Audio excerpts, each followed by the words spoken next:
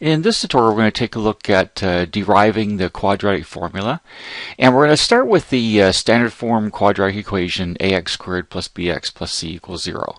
So the quadratic formula is what can be used to solve that. So we're going to solve this by, or derive the quadratic formula by a method of completing the square, which can also be used for any quadratic equation. You can use completing the square to solve for x. But of course, once you have the quadratic formula, then the formula actually would be a simpler, shorter solution. So basically, this is where the quadratic formula comes from. So if we're going to solve by completing the square, the first thing you want to do is factor in a, since a is the coefficient of the x squared or quadratic term, out of the terms that have x's, not the c, just the ax squared plus bx. And then we're also going to move c to the right side, move it to the right side, or some people say subtract c from both sides. We're going to do that, like that. So when we factor the a out, what we're really doing when you factor is dividing. So when I divide this by a, that just simplifies to plain old x squared.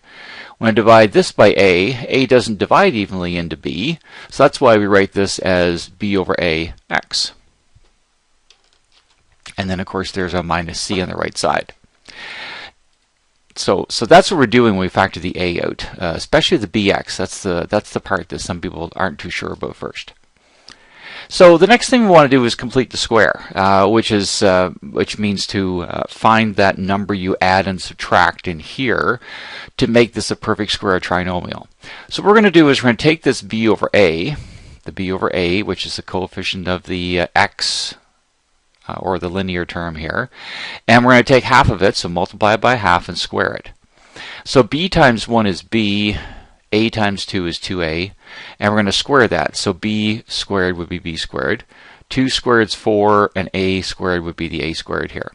So that is going to be added and subtracted right here. So notice this is the same as what we have here, except we have this b squared over 4a squared added and subtracted.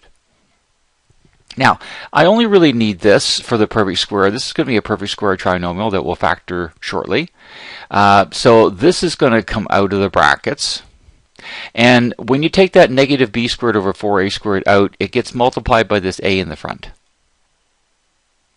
So that's going to be negative b squared over 4a. And just to show exactly where that came from, so we took this guy right here, the negative b squared over 4a squared, and we multiplied it by a. A is the same as a over 1. So when you multiply this together, a times negative b squared is negative ab squared. And in the denominator, 1 times negative 4, well, there's a negative in front, 1 times 4a squared is 4a squared. Now, a little bit of simplifying here. This a will divide out with the a squared, leaving just an a here.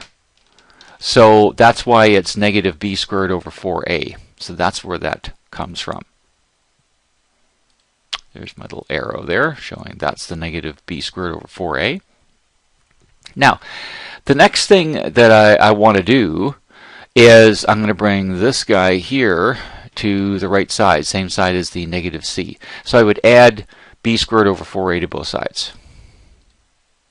So basically, this line and this line, the only difference is I have this term now on the right side, along with the minus c, and I want to combine these together. So what I'm going to do is I'm going to get a common denominator. Right now this c has a denominator of 1, so I want it to have a denominator of 4a, same as the b squared over 4a. So we'll multiply it by 4a over 4a, so now we'll have the same denominator as this. So a, and then our perfect square trinomial here on the left, and then b squared over 4a, and then this would be minus c times 4a is minus 4ac, 4a times 1 in the denominator is 4a. And then this, see, these actually have common denominators, so we could rewrite that as just the b squared minus 4ac over the common denominator 4a. So we could rewrite the right side as this. It's a simpler way to write it. So on the top of the next page, we're going to see this same thing here. We're going to have this on the left, and then this is what's on the right side. And then we'll continue. So that's what was on the bottom of the previous page. Now I'm trying to isolate for x here because the quadratic formula says x equals, and then you have the whole quadratic formula. So, and we're doing this by completing the square. So this, in the brackets here, that x squared plus b over ax plus b squared over 4a squared, that's a perfect square trinomial.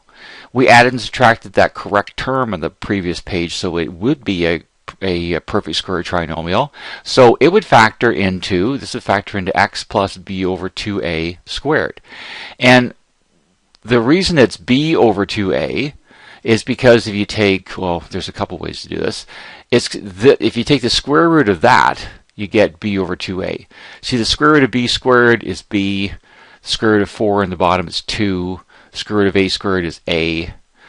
This is also half of this term. You see, if I take this b over 2a, if I multiply that by a half times 1 over 2, see, 1 times b is this b, and 2 times a is this 2a in the denominator. So that's another way to get that. That's b over 2a.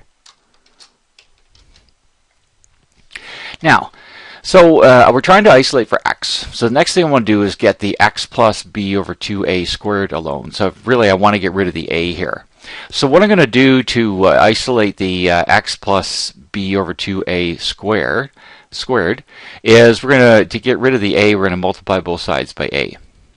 So basically I have this times by a on the left, times by a on the right, or sorry, 1 over a on the right, 1 over a on both sides. Now, we simplify this. You see, 1 over a times a is 1, because basically when I multiply 1 over a by a, and I'll just show this, see, this has a denominator of 1, so 1 times a is a, and in the bottom, a times 1 is a, and a divided by a is 1. Okay, that's an a there. Kind of looks like a weird 9, but it's not. It's supposed to be an a.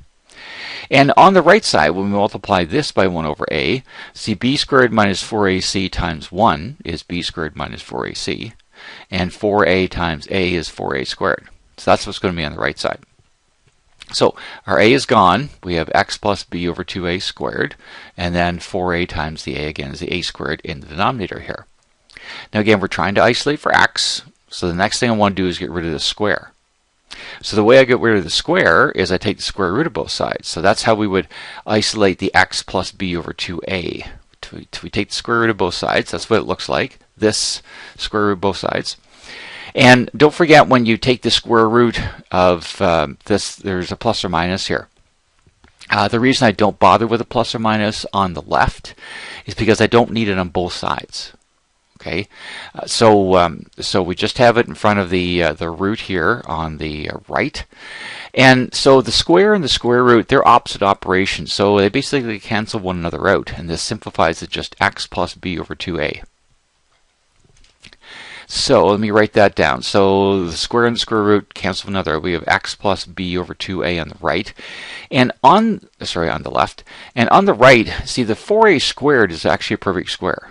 b squared minus 4ac isn't. Okay, b squared might be, but 4ac isn't a perfect square, so the whole thing isn't a perfect square. But this is, so we could leave the root on top and take the square root of 4a squared in the denominator. So the square root of 4 is 2, square root of a squared is a. And in doing that, we actually end up with a common denominator with this term. So I want to isolate for x. So the next thing I'm going to do is subtract a b over 2a from both sides, or bring this term to the right. So when we isolate for x, so see, that was a plus b over 2a. So on the right side it would be minus b over 2a. And we have a common denominator. So we can write all this on top over the 2a. So we end up with negative b plus or minus the root of b squared minus 4ac all over 2a, which is what we know as the quadratic formula.